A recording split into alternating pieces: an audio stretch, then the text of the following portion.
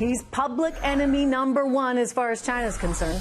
The man who identified and articulated, perhaps before anyone else in the financial and policy circles, the looming threat posed to us, the United States of America, by the Chinese, Mr. Steve Bannon. Steve Bannon, the chief executive of Donald Trump's 2016 campaign, and later the chief strategist to the president, has pounded China for its predatory economic policies he believes that must be corrected. Well, now, China is launching its own attack on him, with Chinese state TV declaring Steve Bannon is the true enemy of the United States. Here now to respond, in his first interview since China started launching all these political and personal attacks on him, Mr. Steve Bannon himself, live from Paris, France tonight. Good to have you here, Steve. Welcome. Trish, thanks for having me on tonight. And I appreciate you staying up late, because I know it's pretty late, like 2 a.m. over there in France.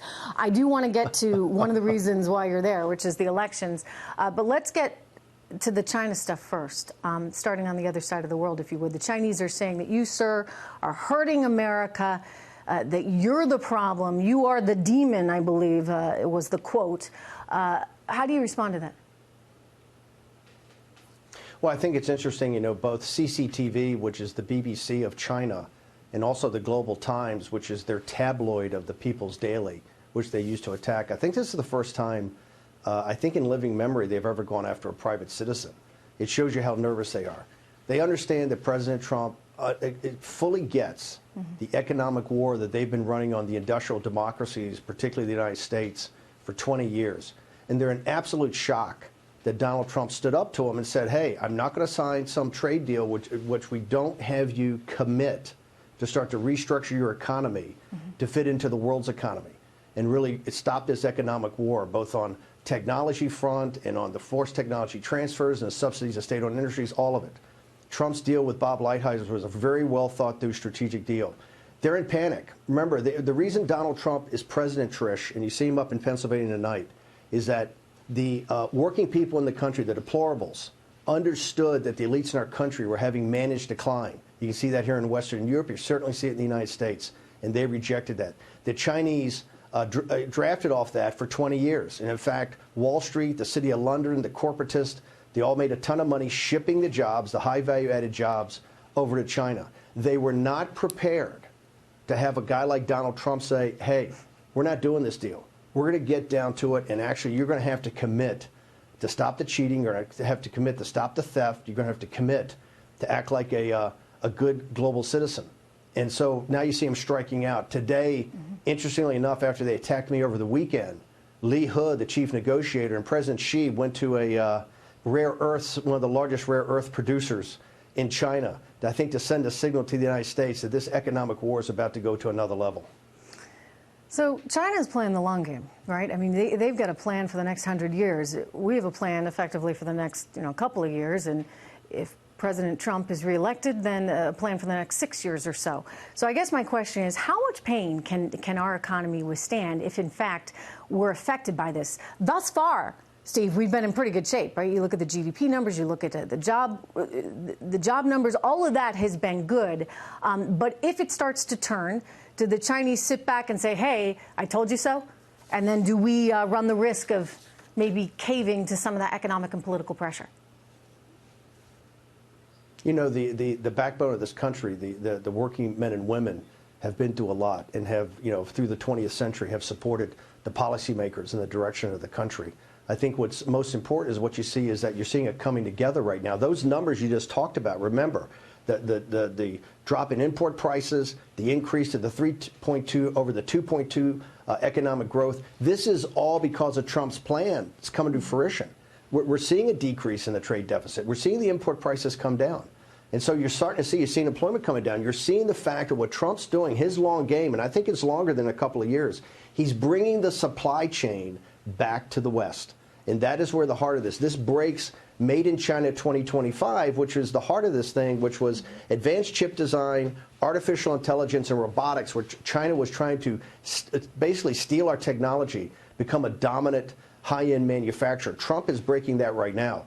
And I think you can say, I think this game is a lot longer played. And you see today, if you read the front page of the Financial Times, you now have Dan Coates and the intelligence groups going around to the venture capital firms, the private equity firms, the corporations, the Silicon Valley, and starting to walk people through the threats of Huawei and some of these others. And that is driven by both Senator Marco Rubio and Senator Mark Warner, the Democrat. I believe you're seeing a coming together with the tweets of Chuck Schumer, Nancy Pelosi. I think you're seeing people like Rubio and Capitol Hill. It's been a sea change over the last 2 years. That's Trump's leadership and not backing down. So you're seeing now, I think, the country coming together. I think we're now having, with Mike Pence's speech, you're seeing all forces of government start to go. This is not about the Chinese people. The Chinese people are the ones that have been absolutely, blown apart by this. This is 100% of the CCP, this radical cadre of the CCP that's been doing this. And so I think you're seeing it coming together. They say they can play the long game. I don't think they've got the bullets in the chamber. I look at the enormous rise, right, in the Chinese economy, and you can go back. It really started under Bill Clinton, and I'm not pointing the blame towards anyone specific here, because it continued really under both parties. And American business benefited from that. American businesses liked that, right? Because they wanted to have a presence in China. And the thought being, gosh, you got 1 billion people over there. You want to have access to that market. And so CEOs who are interested in the daily stock price and quarterly earnings are thinking, I need to be in that market. Is this the place where you need government to step in, because market forces would be more selfishly driven, in that the CEO wants the earnings that they could get from China and maybe willing to risk a lot and sacrifice a lot?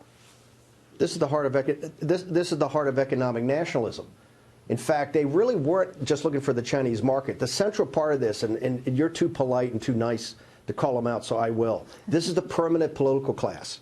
This is not about party. This is both Republicans and Democrats. This is from Clinton to Bush to Obama. This is all the Wall Street faction. This is the corporatist. The first thing they wanted was to ship the manufacturing jobs over. They wanted cheaper labor. Okay, they wanted access to the Chinese market ultimately. This is about cheap labor. This is why throughout the world, what China exports the most is deflation and overcapacity, and we've allowed them to do that. Okay, that's why you haven't had wages rise in Japan, in Western Europe, or the United States. This is all part of the kind of party at Davos, of their economic plan, which they benefited from. Remember, in this managed decline by our elites, the elites did fine. Okay, and in the financial crisis where they bailed themselves out, is the working people throughout Europe, in the United States, in Japan that have taken it on the chin. And this was a well thought through business model, and it worked for people. They were never called out. They were never called out until Donald Trump won the 2016 campaign in the upper Midwest with Reagan Democrats, low propensity voters, and the deplorables.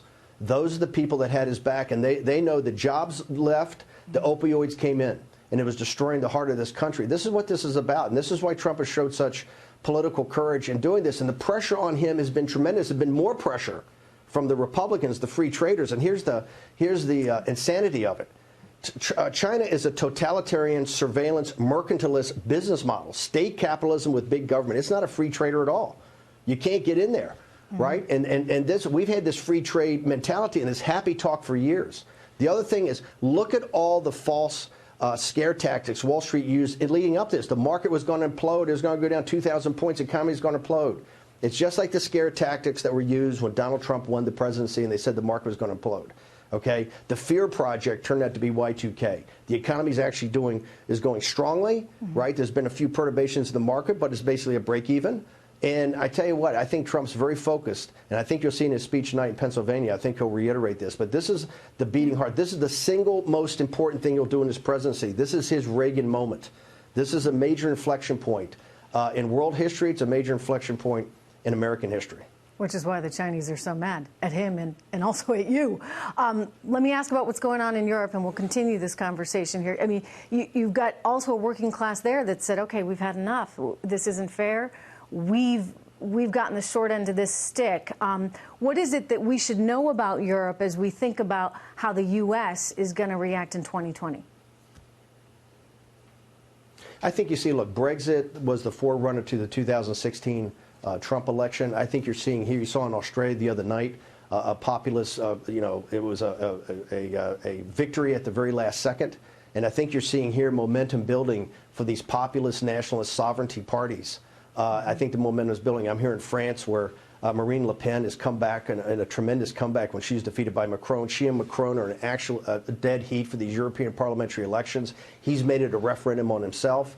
In Italy, Salvini is leading, I think, with over 30% of the vote. You've got Orban, all the populist parties, and including Nigel Farage, who has a party he just started about 5 or 6 weeks ago called Brexit, which is polling right now, Trish, higher than Labour and the Tory party combined. So you're seeing a real revolution here in Europe, and it's the exact same thing as the United States. Working class people that are tired of the central government in Brussels and what I call this party of Davos, the financial, managerial, engineering, scientific elite that have, want to call all the shots and let this migrant issue really eviscerate the working class in Italy and France. You're seeing people fight back, and I got to tell you, next Sunday, I think we're going to have a political earthquake in Europe, just like they had a political earthquake when Donald Trump won in November 2016. Wow.